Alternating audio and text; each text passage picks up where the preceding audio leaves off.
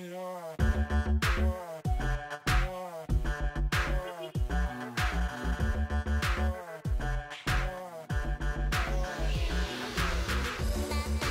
we are back with another edition of DT Daily. Hello, everyone. Welcome to the show today. Here with you every weekday morning. Well, morning here. It's 9 a.m. Pacific here in Portland, where I am, and of course, noon on the East Coast. And we have such a huge show lined up for you today. My name is Greg Nibbler, like I said, and we've got a lot to cover. But I want to emphasize this first. We are live. We're live right now. So in case anybody thinks that we're pre-recorded here, we are not. We're live on Twitch, Facebook, YouTube, and Periscope, which means we can take your comments, your questions, whatever you want to cover, whatever questions that you have, we're going to get to. I just saw Sarah on Facebook.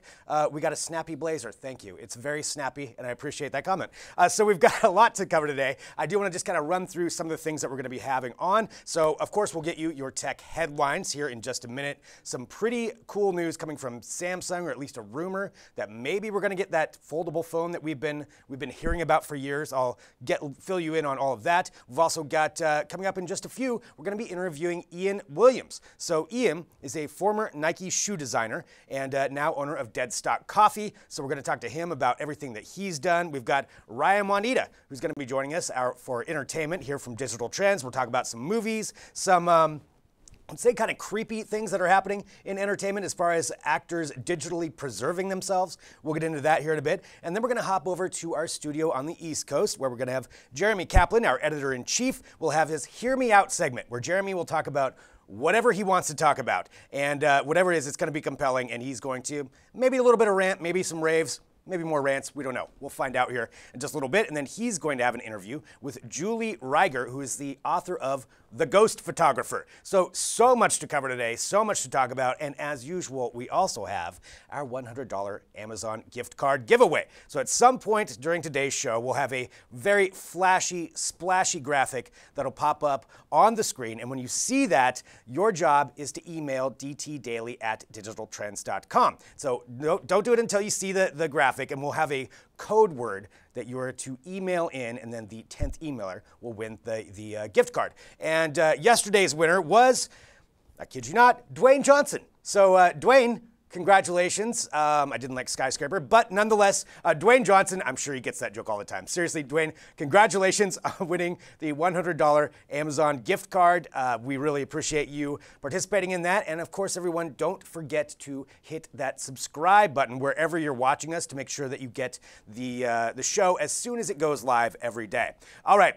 Now, before we get to the headlines, we do have our segment that we've been doing here all week long, and it is called Read 'em and Weep, where we take a look at the comments and the different things that people have left across the social media platforms that Digital Trends is on.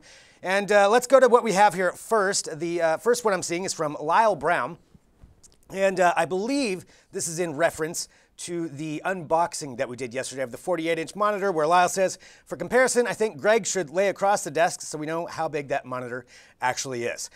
It probably would have been a pretty tight race. We'll have to save that for another time, Lyle, but I'm not that much taller. All right, moving on. We've got Gaming TV, who wrote on YouTube. Okay, this one's Gaming TV seems to be a little bit upset. You know, we do read whatever the comments are, good or bad. We want to make sure that we cover them. So Gaming TV says, people are bitter dumb something. What's wrong? Mommy didn't get you a pony for Christmas. People who says you can't tell the difference between HD and 4K has a seeing disability or just slow in the head. All right, well, I mean, I see, obviously the seeing disability. I'm not sure what exactly you're implying there. The grammar disabilities may be involved in this one. And also, Mommy didn't get you a pony for Christmas. Are you implying that you did get a pony for Christmas? That's what I'm kind of wondering on that. I don't know anybody that did, but please send in pictures to prove that. All right, moving on, we've got Tommy, who is on YouTube. And let's see what Tommy says. So Tommy says, let's see, this review is in-depth as hell, which is exactly what I like. Thank you. Memory management and photo saving issues aside, I'll be getting this phone in 2 months, provided they fix these issues. That robocall test was hilarious. I'm trying to remember which phone that was you were talking about. I'm not sure if it was the Google Android issue or with the robocall test. I don't know exactly, but either way, Tommy, thank you for checking that out. We have lots of reviews for people to watch across digitaltrends.com and, of course, on our YouTube page and everywhere else. All right. Let's move on here. Christopher Martin says, it hasn't even been out a day yet. Settle down. Play it for a few minutes before declaring it the best ever. Without modding, it will never be as good as Skyrim. And I know what you're talking about right there, and that is Red Dead Redemption 2, which is out today. I would have downloaded it, but then I would have played it all night long, and I would not be here today with you because I would get addicted to that in a second. Like, I know where my problem would be, and it's once I start playing Red Dead Redemption. That'll be it for me. However, we do have a review up where our reviewer did claim it is the greatest open world game of all time. So you can go there and leave your comments and questions on that. Obviously, Christopher disagrees because Skyrim is better in his mind. So moving on, a couple more here before we talk about this Samsung news and the foldable phone. We've got Carbon Toe.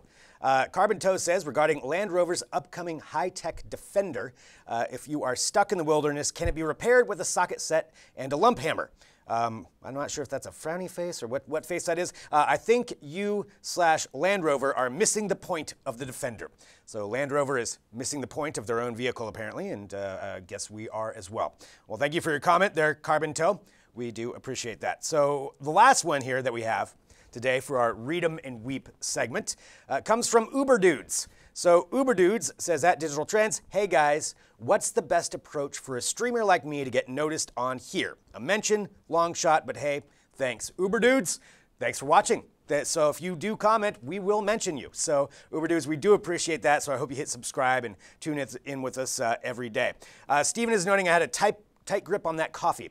That's because I learned my lesson yesterday. If you watched live, this is live programming, and I did spill some coffee. So yeah, I got a tight grip on it right now. All right, let's talk about the news. So we have our tech headlines, and this is kind of whatever we find that's trending in the morning, whatever the big stories are. And this one is really gaining some steam, and I'm talking about Samsung. So Samsung. There's a report out right now, and I will say specifically, this report is coming from Sam Kim of Bloomberg, who's reporting this, who I guess talked to some Samsung insiders. It's being shared widely around right now. And there are a couple of different things. And I think it's kind of interesting that this report is coming out the same day that the Apple iPhone XR is out in stores. So I wonder about the coincidence of that. I'm sure there's nothing planned about that at all. But the reports are this. So it's two parts. I'm going to talk about the S10 here in a second, which is, we knew that's coming. But I'm going to talk about the foldable phone.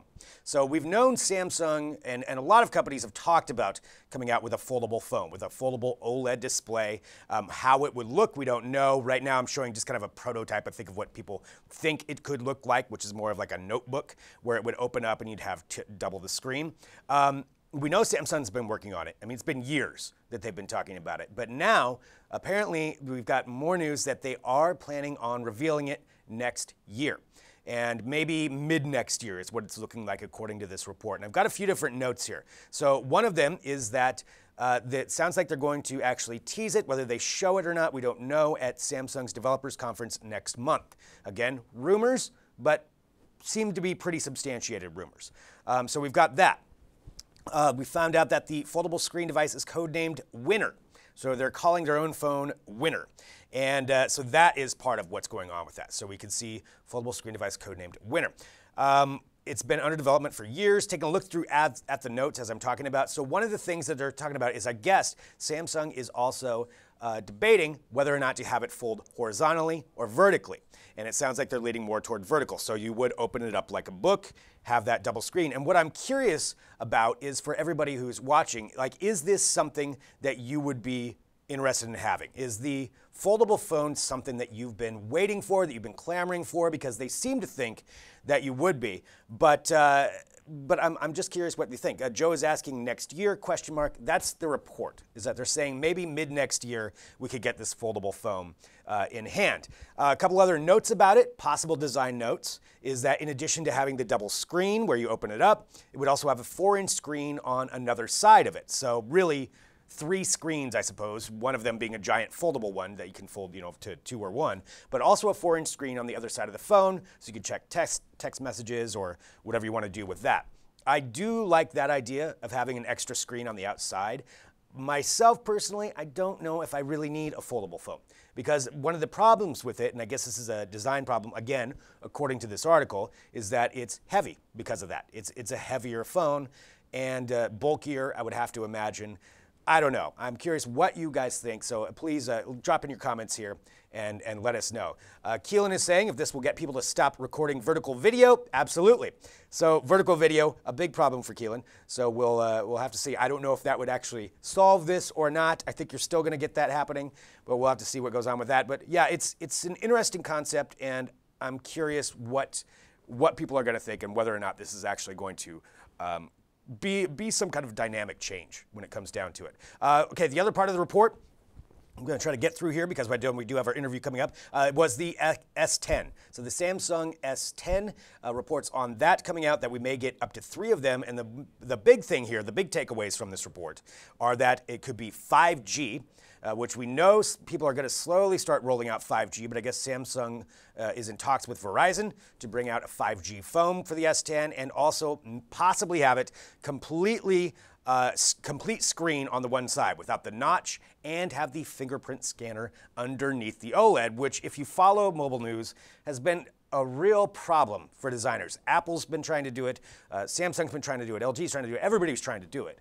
And Samsung may be one of the ones coming out, although for some phone fans, possibly without the headphone jack. So it may be going that way, and I know that does upset a lot of people.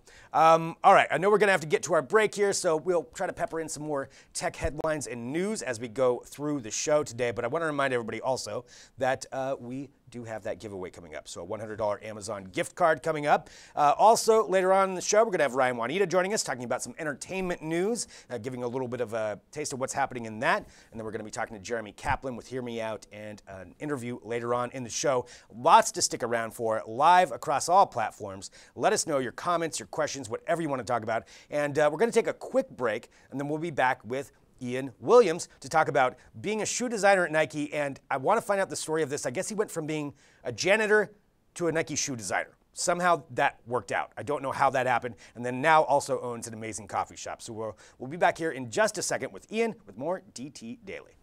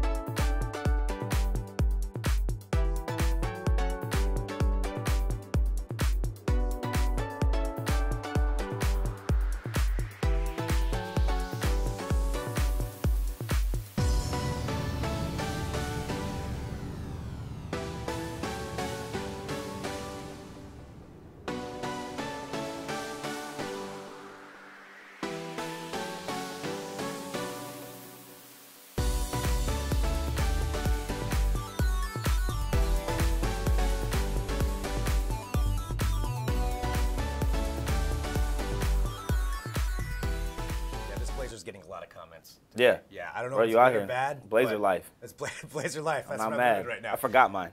We're back here with TT Daily. Hello, everyone. Thanks for tuning in again live across all kinds of social media platforms. And we are joined now by Mr. Ian Williams. Ian, your beard does look good now that we're on camera. Thank you. I can see. People always ask me if this gray is fake.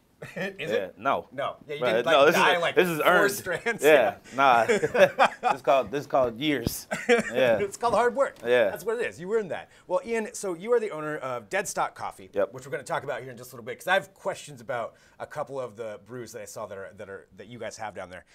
But before we get to that, let's talk about you being a Nike shoe designer. Like you were a Nike shoe designer, but I want to get briefly for everybody. I'm sure you've told the story a million times, but for everyone watching, A couple times. yeah, I'm sure. Yeah, no one's ever asked you how you started off as a janitor at Nike. Yeah. And then worked your way up to be a shoe designer. Yeah. Like this sounds like some kind of like Goodwill Hunting kind of thing. Like, Yeah. Like you're You're there not the after first hours, person to say like that. drawing a shoe design. Yeah, I'm sure not. How did that happen? Yeah, so I started at Nike actually at retail. I was at the employee store. I had little odd jobs leading up to that. Worked at, like I detailed cars because I liked cars. I just wanted to drive Escalades all day, stuff like that. Nice. But I realized in these odd jobs I was spending my money buying shoes. So after a while I was like, man, why don't I just get paid to wear shoes from a shoe company? You know? Right. Maybe I'll even get some for free. So I started at retail. After retail I worked at IHM where they make the airbags next door to the employee store. And then These are the airbags for the shoes? yeah, like the heel, and maybe we'll get into some airbags in a second. Okay, sorry, I didn't want to jump Yeah, in. no, it's all right. You're good. All right, I'll let you lead. And then, but then after that, I realized I wasn't gonna get discovered there because it was a manufacturing job, like 12-hour shifts and Friday, Saturday, Sunday, every other Mondays, missing all my homies. I was like, man, I just need to be seen more. So the best place I could think of that was to be like near people every single day. People need to see me every day. So the best thing I could think of was a janitor. Because you're going to see me every day. Yeah. Right after, and it's right when people are the most vulnerable. They're ready to go home. They don't really want to be at work. So I would talk to them about things that had nothing to do with work. Smart. Yeah. So I would like talk about family, talk about shoes, basketball, whatever. So that when I did interview for that job, you're not looking for a random person, or you're not giving a random person a job. You're giving your friend Ian a job. Right. You're the guy that they've been talking to. Yeah. Every day. Yeah. So during that time, I actually had the opportunity to work on a skate shoe. With Nike SB. It was inspired by my day job or my night job as a janitor. It was an all yellow dunk high inspired by the wet floor sign. That's awesome. And then after that I realized like, man, I needed to be there even more. So I gave myself a desk in a back hallway. Like and you just pulled out a desk and I have a friend, my friend BK, shout out Bruce. I have a friend Bruce, and he was an admin at the time, and he gave me this space. He was like, hey, this is where the interns sit in the summer. Yeah. You can go ahead and post up there. And so I sat there for, I don't know, about 9 months. And I just came in the morning and pretended like I was supposed to be, like I was a regular employee. I love that. I was teaching myself awesome. Illustrator and Photoshop. And then I did all sorts of work. That's actually the only shoe I ever really designed. Because after that, I had the opportunity to move into footwear, and I was a developer. So I was like an engineer. Okay, so actually figuring out how to make the design work. Exactly. Like functional. Yes. Dang. That is exactly what I did. I respect that work that you put in to do that. I mean, that's smart, like all the way through it. It's dumb. I mean, yeah, but it worked. It worked. That's the thing. That's the bottom line. I mean, it's kind of like that entire model, fake it till you make it. I mean, Yep. That's pretty much it. That is exactly what I was doing. Nice work. Well, thank you. Still doing that. Well, let's see. Yeah, right? Well, let's see one of the designs here. Oh, yeah. So this is actually a shoe that just recently came out. I have nothing to do with it. Okay, you didn't have anything to do with it. And it's kind of cool because for a long time I knew everything about what was coming out, and then now I'm discovering it as a consumer again, which is now really you get cool. to be back to like being. I get to be the geek, you know. So this is the LeBron 16. Shout out to the homies that do the LeBron back at Nike. Fortunately, a lot of these people are my homies. A little official unboxing. Wow. For the streets. As in a true unboxing, there's not very much excitement in the box. Right. Yeah. Usually the paper's printed or something. I wish that had happened, but that's okay. I'm gonna let it go. Yeah. But yeah. So this is the. So yes, yeah. Call someone. So here's the 16. They actually dropped this new. On the 15, the previous shoe, Nike had started doing this full-length Zoom bag, which essentially they call a full-length Zoom bag. So the difference between Max Air and Zoom Air, Max Air is like a big bubble, and then they put posts in it, so you can see like these little like these posts, and it's to keep the bag. If you don't put a post in it, the bag will blow up like a balloon, right? Right. And it also helps to support the weight and everything of like the person and the force, like the G forces and all that stuff. Shear is like when you move side to side. But then the Zoom Air is like the airbag, but instead of putting posts, they use like filament. Like really? Like a little string. So you can see like the little strings. Oh yeah, right? it's just a bunch of little strings. Yeah. I know this is probably hard to see in the camera. Yeah, but you get up in there. Yeah, there we go. Get up in. You see little white strings in there? Yeah. So a whole bunch of little strings. Yeah. So they call this a Max Zoom bag, but really, technically, it's just a Max bag. You can't have both. Okay. But what this allows you to do is get a very low profile Air Max bag, which is better for like if you're too tall, right? And you're not moving around. Yeah, you get ankle sprains. Okay. But yeah, that's cool. And this bag is really I mean, I can dope. tell how excited you are. Yeah, yeah. You know, talking about just the design of it. I mean, working in that. Yeah. On the like when it comes to design like this, how much of it is influenced by what's seen online, like by the internet, by technology? How much does that influence? You know, I'm not really too sure. Sometimes you know, some designers, they go a little crazy, and you know, of course you're pulling a lot of information from the internet. Right. And when you're working with an athlete like LeBron, you know, LeBron is constantly doing a million things, right? So he's doing like a school. He's in LA now. You know, his son is about to be in the league soon. Right. So there's like so many things, and like the internet is definitely influencing because of, you know, memes and music and all that stuff. So the cues and the information, the small details are often inspired by things that both the athlete and the designers and the creative team see online. Because the internet is at our fingertips at all times, right? Yeah. I mean, we're online right now. Right. Yeah. Exactly. So, yeah, we're broadcasting right now. You know, so shout out, what up, internet? I'm sure this blazer is influencing shoes. Oh yeah, somewhere. it is. I mean, right. We got colorway coming soon. Yeah. I mean, you know, it's obviously going to be happening. Yeah. Well, that's really interesting. I mean, it's pretty cool good for shoe. you. Yeah, it looks like a solid shoe. Yeah. I mean, it's a well-made shoe, actually. it does look like well-made shoe. Yeah. I'll give you that. Well, I mean, you know, because you can obviously tell the difference when it comes down to that. Good job, squad. Yeah, Yeah. he's giving a shout out right there. All right, well, let's talk about this. So you went from working at Nike, you know, to designing shoes. Then how do you go from there to owning a coffee shop, Dead Stop Coffee? I just opened it.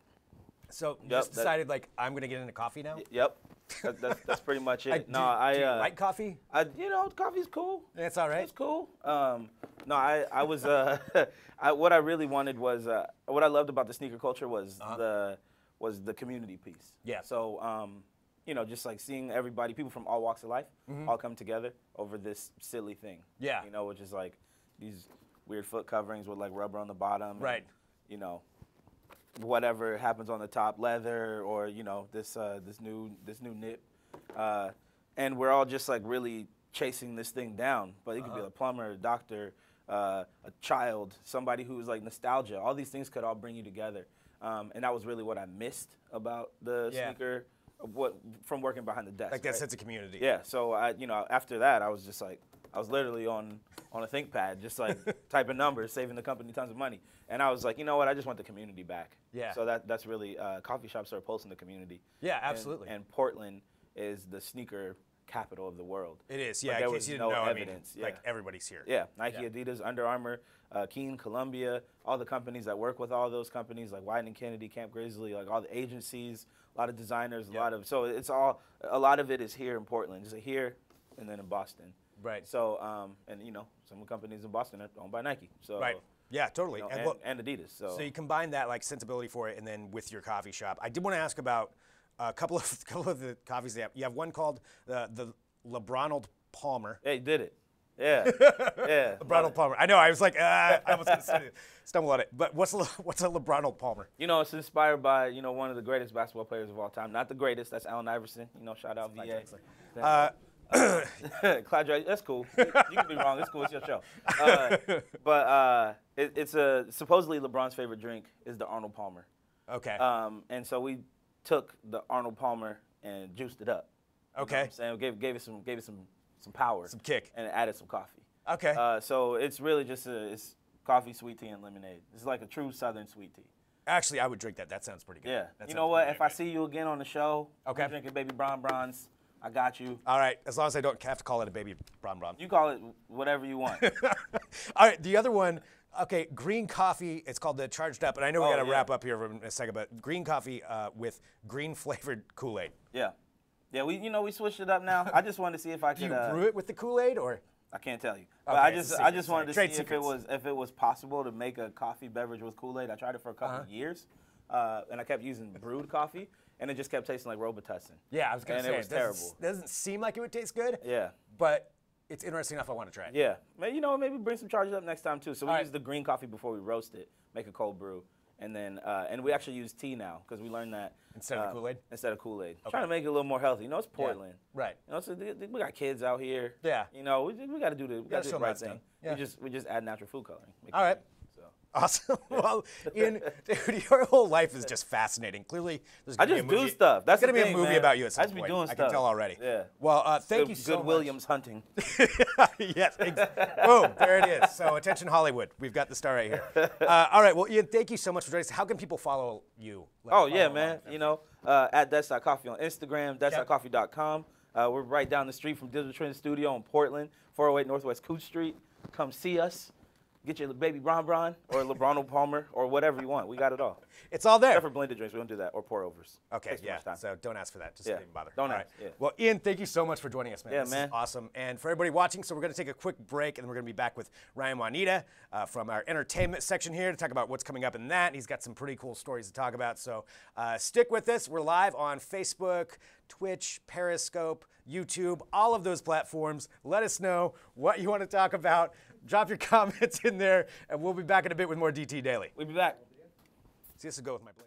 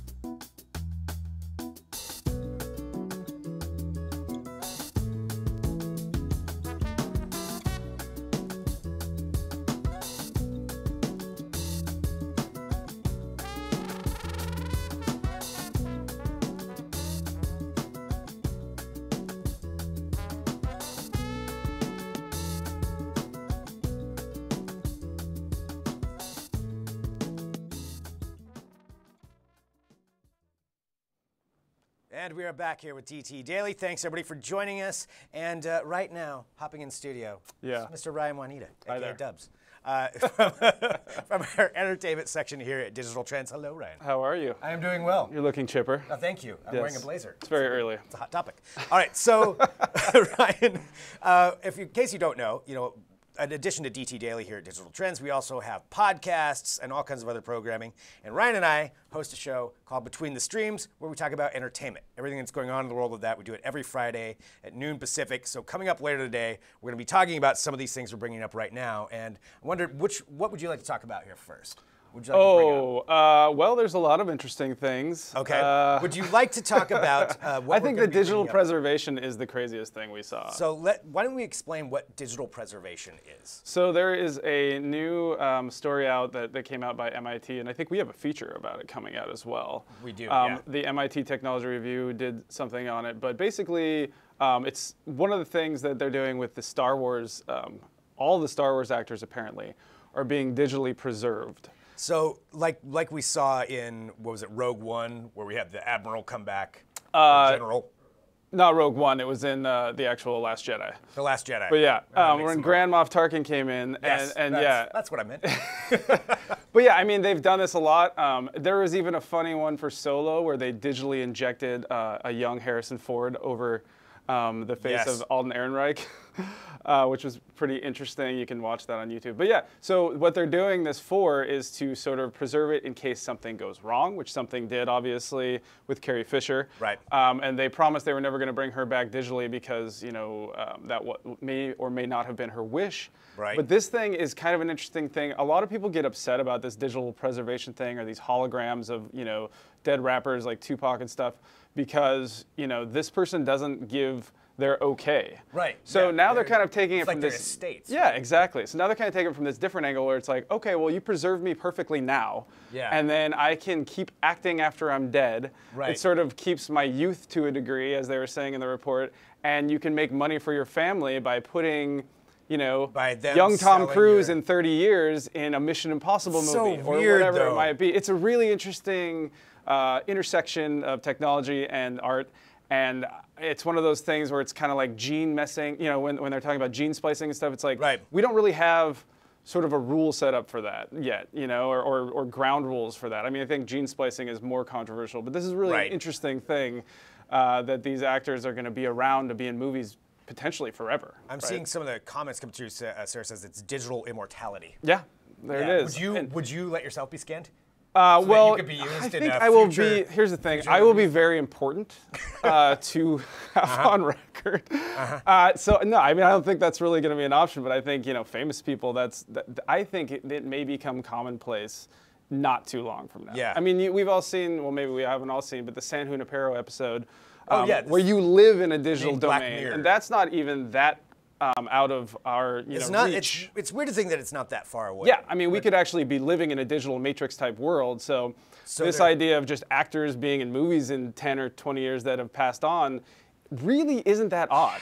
I know. It's just so strange, though. It's The interesting thing people is, want to watch it. I thought this would be So it's just weirder a than it is. computer-programmed version of somebody. Yeah, yeah. I mean, the thing to me that's interesting about this is that the more I think of it, the less weird it sounds because of sort of the baby steps we've taken towards it now. It's also because we're influenced by things like Black Mirror, and that we're Yeah, seeing all it's this, true.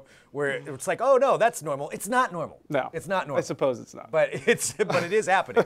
Yeah, it is reality. Yeah. Well, so we're going to be talking about that later today in between the streams as well, just to, going more in depth with it and getting opinions. I think one of the other things I wanted to bring up here too has to do with Apple, like streaming services. Yes. So rumored we can report, cover that. we don't have any actual confirmation from Apple yet, but the rumor is that, well, we do know that Apple has been pouring billions of dollars into a streaming service of some sort, that they're creating series, they're creating scripted series, possibly quite a few of them, and that they may or may not be attempting a global rollout in up to 100 countries by 2019. Which 100 countries is, I mean, because obviously they're trying to compete, with Netflix, with Amazon Prime. And 100 countries is a huge undertaking. Yes. Of putting out this service. And the way the service would work is if you have the Apple device, you get the premium content for free. I mean, this is why it would be so easy for them. First of all, they already have a CDN, right? Because they know how to push a content delivery network, because they know how to push their updates for their phones and their other devices. In fact, they are the best company, basically, at pushing updates. They, unlike Android, when you have an Apple device, you get that update immediately. Hit it, click it, download. Everyone gets it at once. So everybody so you think about that, and you could easily just start throwing TV shows on people's devices. Hopefully not like the U2 album, but right, I know, because the YouTube album. That's what I'm saying. Like, so if you instantly have to download this, is that something everybody's going to want? I mean, one thing with Apple. People love Apple stuff, right? They do love Apple stuff, and that's a question that we actually have, for everybody watching right now. And streaming services. Obviously, we talk about it a lot, but there are so many coming out right now. Like, are you ready for another one? Do you want Apple's content? Because they are sinking, I think it's about $1 billion into content. Oh, I think it's even more than that. But at least $1 billion that we know which is of. nothing for them. Well, and it's nothing for Netflix, which we found out originally was supposed to put $7 billion into original content this year, and now there's a new report that says it might be as much as $13 billion for 2008. Wow. Which is a ton of money. But the other interesting thing about Apple's plan, if these rumors do prove true, is the fact that I think Amazon is only in a few countries. Hulu is only stateside.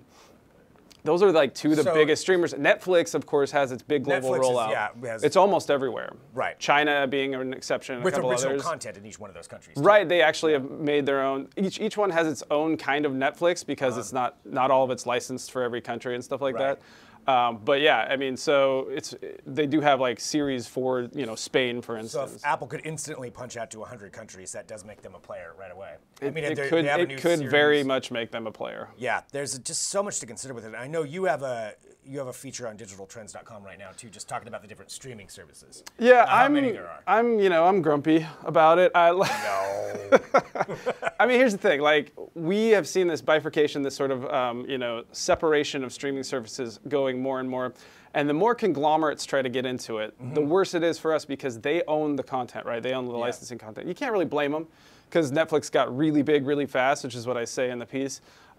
Originally, how it kind of all went down was Netflix was licensing all this stuff, and it was good for everybody, right? Yeah. We all got the shows, we got the older shows, and then if we wanted to watch the newest stuff, we'd have to go to to cable or wherever it might be. But it kind of worked for everybody. They got a revenue stream. The show owners got a revenue stream. Right. But now it's gotten to the point where Netflix is so big and they have so much content. They've been pulling away while the other companies that license their stuff have been pulling away, and now everyone has their own streaming service. And the problem there is like, it's fine, but if you only, if you like stuff besides what Netflix makes in-house, Right. you're not really going to get that from Netflix going forward. Right, We've seen it because with of that. Disney because they're pulling out Like all their with Luke movies. Cage. Luke Cage got canceled. We don't really know why Luke Cage got Yeah. canceled, but we do know that they have a really tenuous relationship with Disney Right. because Disney's making their own streaming service. And there's just, it really is a lot to think about. Your article is fantastic. It's at digitaltrends.com. You can take a look at that and kind of get more of an overview of what's going on in the world of streaming and how it is affecting you and maybe you didn't know it's affecting you. Like, we're in this golden age of content, but yet at the same time, maybe we're missing out on stuff. And there's plenty to watch on Netflix, but if you want to catch the other TV show, from Right. AMC or whatever it might be, more and more you're not going to be able to do that. Well, check out Ryan's full article at digitaltrends.com and tune back in at noon Pacific today, 3 Eastern, for Between the Streams, where we'll talk more about that. Yes. So thank you, Ryan. And coming up here in just a bit, don't forget, we've got a giveaway for a $100 Amazon gift card, but we are going to take a quick break and head over to our New York studio with Jeremy Kaplan for his Hear Me Out segment, where Jeremy's going to be talking about whatever he wants to talk about. I believe it's 5G. And also, we'll have a great interview coming up here in a bit. So we'll be right back with more DT Daily. I can't wait till...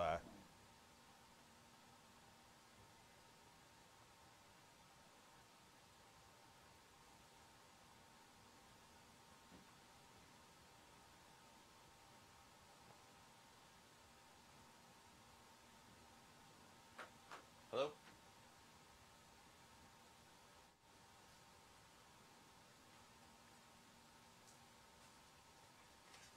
Oh, I'm sorry. Are we live? I thought we were doing a commercial break first. Live TV, ladies and gentlemen. There you go. There's the fun and the joy of it. It's Jeremy Kaplan coming to you live from DT Daily, New York. Very excited to be here. This is a little segment we call Hear Me Out.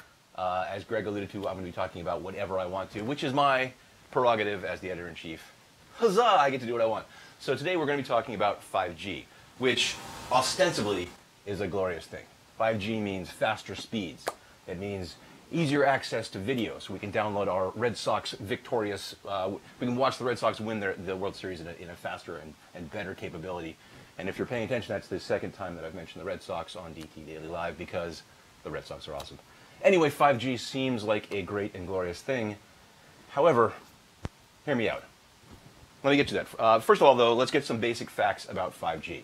So inherently, the first thing you need to know about 5G is it's going to be faster. That's just an obvious one, right? 4 to 5. 4 is the 4th generation. 5, we're talking 5th generation of wireless. How fast exactly? Average nationwide speed is about 20 megabits per second for current cellular networks. 5G, they're promising gigabit network, 1 gigabit network speed. So that's going to be dramatically faster, which means if you're going to download, I don't know, the newest Game of Thrones episode, it's going to take you 5 seconds versus a minute or so. Seems like not a bad difference. Maybe you're willing to wait a minute. I'm not willing to wait at all. Don't make me wait. I want my stuff now. So the beauty of 5G, dramatically faster speeds. The other thing that every manufacturer keeps touting is latency. So almost no latency whatsoever. Latency is a technical term for this, the time it takes a packet to travel from point A to point B and back again. So currently, with current networks, I don't know, 10 to 20 seconds worth of latency. With 5G networks, they're saying there will be about a millisecond, and maybe even less. I read some developer chats where engineers are talking about sub 1 millisecond latency. Why does this matter? What is Jeremy even talking about? If you've ever watched a video and had the audio and video tracks out of sync, latency. You're going, why is this happening? It's because of latency. And more important, if we're talking about futuristic applications, one thing people keep talking about is virtual reality. If you're walking, or even augmented reality, if you're exploring a space and you step over here and the space doesn't keep pace with you, or if you're trying to interact with somebody else across virtual reality, latency is hugely important. For that to work, there has to be almost none. One last reason that latency seems important, the Internet of Things. Manufacturers keep talking about how 5G is going to enable the Internet of Things. Everything around the world is going to talk to everything else. And for that to work, it has to happen instantaneously and seamlessly. So latency does seem like a really important thing. Well, let me just read a quote for you. Low latency services and massive IoT scale will thrive, meaning more connected services and devices and higher broadband capacity that can benefit our entire society. That's Nikki Palmer, Chief Network Engineering Officer for Verizon Wireless. This is me rolling my eyes. Yes, it seems important. And technology has scaled up over time, but this all sounds great, right? I mean, good stuff. Again, hear me out. Let's talk about the messy downside of 5G for a second. To achieve all of that low latency goodness and all that delicious bandwidth, manufacturers are relying on what they call millimeter spectrums. Millimeter wave bandwidths, high frequency spectrums from 30 gigahertz up to 300 gigahertz. So current phones are 2.5 to 5 gigahertz. These are much higher spectrums. Verizon uses 28 gigahertz and 39 gigahertz. The challenge here is those waves don't really travel very far. I don't know if you remember when cordless phones moved from 2.4 gigahertz to 4.8 gigahertz, and all of a sudden you couldn't move from the living room to the bedroom. You'd lose the signal. So we have a real challenge achieving the ability to spread this signal around. How are manufacturers planning on dealing with it? They're using what they call small cells. Small cells are, instead of the massive, enormous antennas that they currently use to transmit signals around, they're using these small ones that are about the size of a toaster, for example. Small cells are convenient because they are so small, but to get them to carry this signal that doesn't travel, they need them everywhere.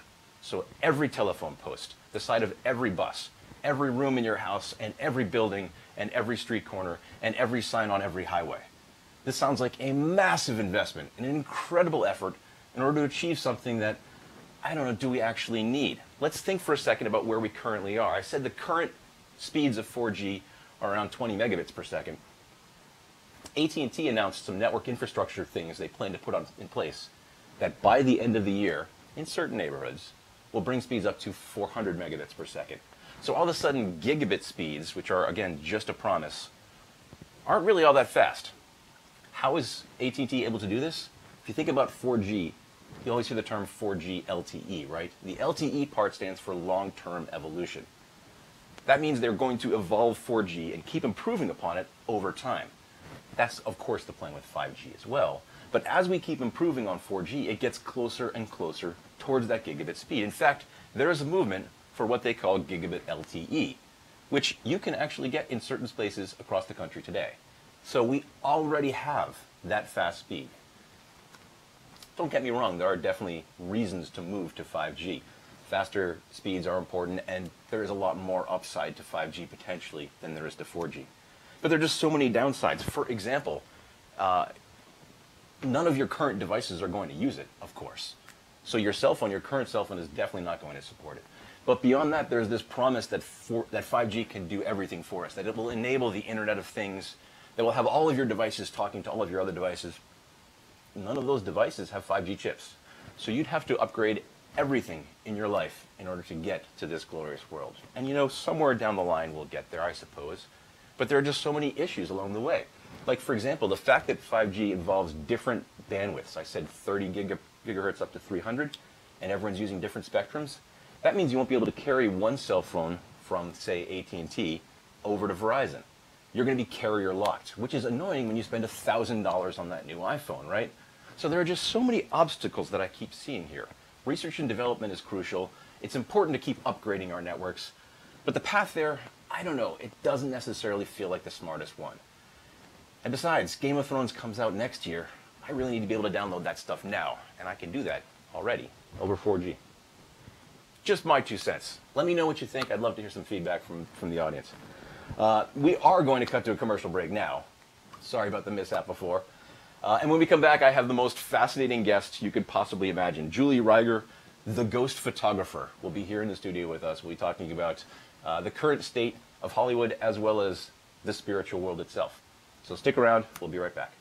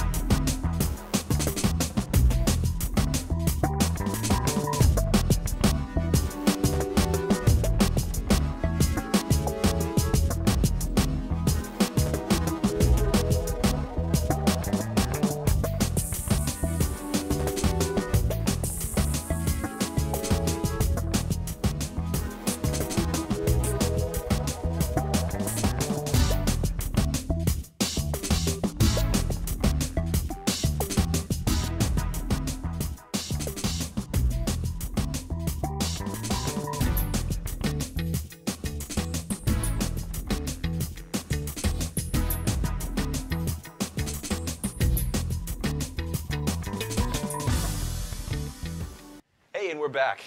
Digital Trends Live, DT Daily Live, coming to you from New York, of course. Thanks for the shout out there. It's great to see you all. I have for you the most interesting person you're going to hear from all week, all month. Dare I say it, I think this is the most interesting person you're going to hear from all year. I'm talking with Julie Rieger, whose name I pronounced incorrectly before. I apologize. It's all right. Julie Rieger is the president, chief data strategist, and head of media at 20th Century Fox, where she's worked on films like Avatar, Deadpool, The Fault in Our Stars, The Book Thief, you know, some small things, a couple of small movies, which I would love to grill you about. And then we also have the most interesting book you're going to read all year, which she's just finished writing as well. Julie, thank you for coming in. Thanks for having me. Such a pleasure to talk to you. I've been looking forward to this all week, to be honest. Well, I love the fact that I'm the first chick you've had on your show. So, like, that's a feather in my cap. This is true. And a shout out. Thank you for coming. I really do appreciate it. You're welcome. So, small town gal from Oklahoma. Yes. Makes it big in Hollywood. Big enough. Big enough. Can you tell me a little bit about your history? Big enough. How'd you get here? I did. I grew up in a little crappy town. I say crappy because it was small. I hope nobody from there is watching and I called it crappy. A small town in Oklahoma, and I played golf my whole childhood and had a golf scholarship to college. And if anybody's asking, the answer is yes, I am a lesbian, because usually that comes after the golf. Golf and lesbian go side. They do, I and had no softball. idea. Yeah, Softball I would yeah, have gotten, but it golf happens. I would not have gotten. Yeah, and then I made my way to California. And they let you into Hollywood in spite of being a golfer and being a lesbian? I think it's the land of misfit toys. So I was just another misfit toy on their island.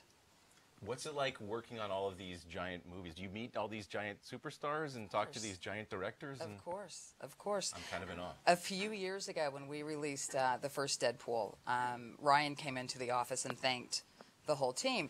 And he took like a selfie with the team, and it's me in front. That was my first little brush with fame. I was on Ryan's Instagram being the first person. Such a bad hair day, but it was a good day outside of that.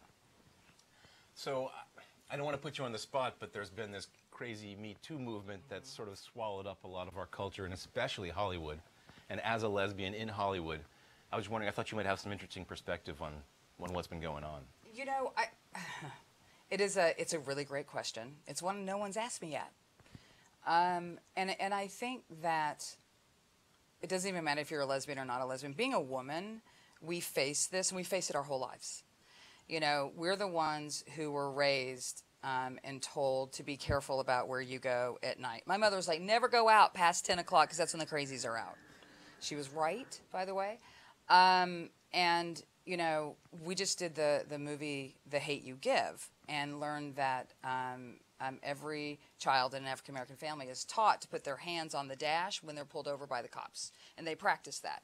As a woman, you know, we are taught things as well. So it's only being talked about now. It's been happening forever. It's happened to me multiple times, never by anybody in Hollywood, by the way. It's happened to every woman I know. Mm-hmm. And, you know, one of the reasons that I thought it was so important to actually write this book is so many women actually have the tendency to believe in the more spiritual side of life. And More than men. More than men. And I think it's because we have to believe that there's more out there for us to harness. In order to get through the day-to-day. In order to get through. Otherwise, I think bullshit. we'd be off on the rooftops jumping off because we're number two. You know, we just are. We don't run the world. We don't have the same physical muscularity, all of those things. And once you can harness that, I think you have, you know, you believe you have other powers that can kind of make us more equal with you. Sure. Well, let's talk about it because you're talking spirituality. The Ghost Photographer, a brand new book by Julie, delving into the spiritual side of life, which, again, the most fascinating person you're going to hear from. So, the puzzle pieces don't fit. I understand that. And the puzzle pieces are, here I am in a nerd job, right? Not many people have the title of data chief. strategist. Data strategist, exactly. And my world has been ruled by numbers for so long. And then it's the woo-woo. And you're like, wait, that doesn't fit. Well, all of us So in what life are are these you? weird amalgams. We're all these Right? puzzle It's like, pieces. so what are you? And, you know, this book, I think more than anything, is, you know, a rallying cry to people to know that they can be more than one thing. What started you down the path of spirituality? You know, I lost my mom almost 8 years ago, and it was devastating. And then 5 months after that, one of our best friends was killed in a car accident. Oh, and so so we're in tremendous grief. And soon thereafter, started, you know, meeting people who were psychics, and then started seeing ghosts and photographs, and started, you know, actually harnessing my own psychic abilities where I can see and hear and feel messages and folks from the other side. So you've communicated. I read a passage in here where you're communicating with your mother. Of course, yes. Doesn't everybody? No, yes. I've long wanted to talk to my father passed away when I was a child, and it'd be great to talk to him. What's that like? What's it like talking to the other side? You know, it is peaceful.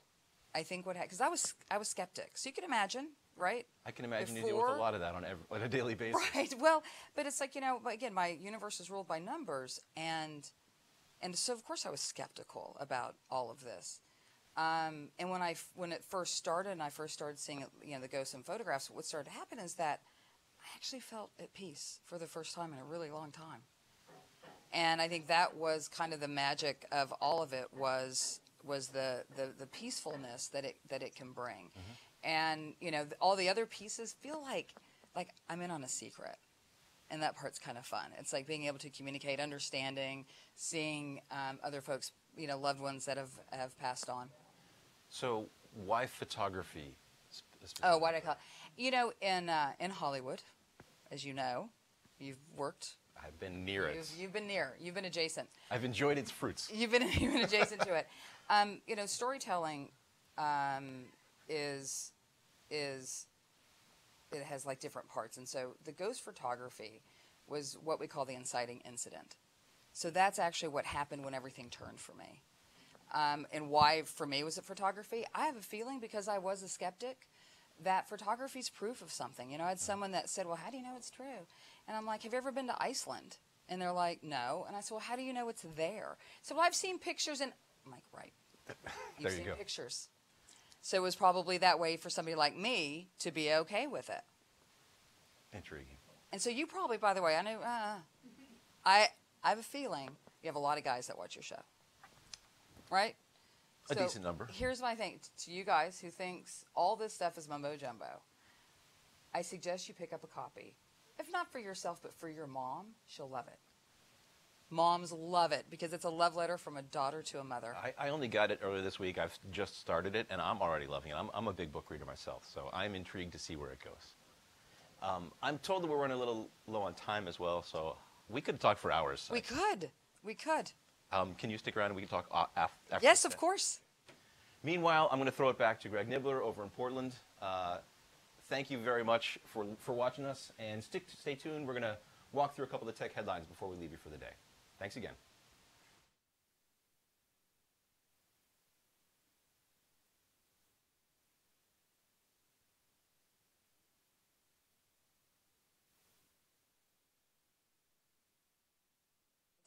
That's what I found.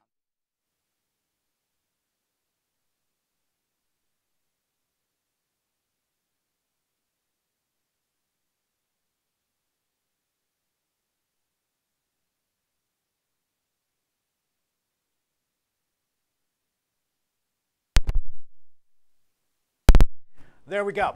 How about now? Just to make sure. Double checking, am I on now? All right. Okay, thank you very much. All right, that was my fault. So again, what I was trying to say was that this is wrapping up our first week of DT Daily. It's been a long week, and we really appreciate everybody tuning in. You know, when we're doing it live, and again, if you wanted proof that we're live, that was it right there.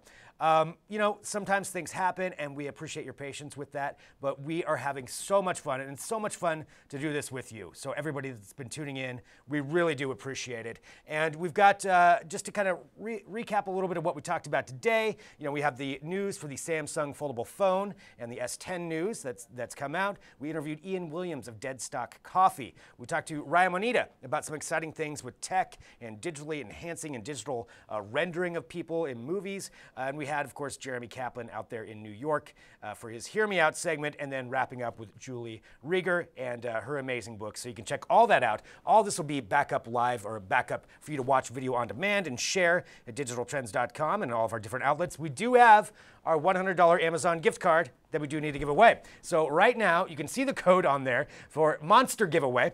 And the email code is Ghost Sneakers. So Ghost Sneakers. So right now, email dtdaily@digitaltrends.com. Be the 10th emailer, and you can win that $100 Amazon gift card. Everybody, it is so fantastic to be here with you all. So fantastic to broadcast with this, and we really do appreciate everyone who's been joining the show. Coming up this weekend for Digital Trends content, we will have full coverage of TwitchCon. So we've got Riley down there at TwitchCon right now. He's going to be posting from Digital Trends accounts on Twitter, on everything that we've got, and all kinds of different videos, interviews, lots of stuff to follow. Then coming up on Monday, we're going to have him join us here for kind of a recap on that, because we will be back on Monday, just like we are every weekday, 9 a.m. Pacific, noon Eastern, to join us for our live show of DT Daily. So lots of stuff to talk about.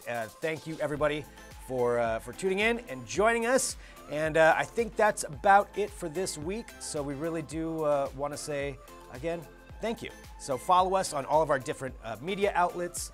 Follow us on YouTube, on Twitter, on Twitch, wherever it is that you want to join in.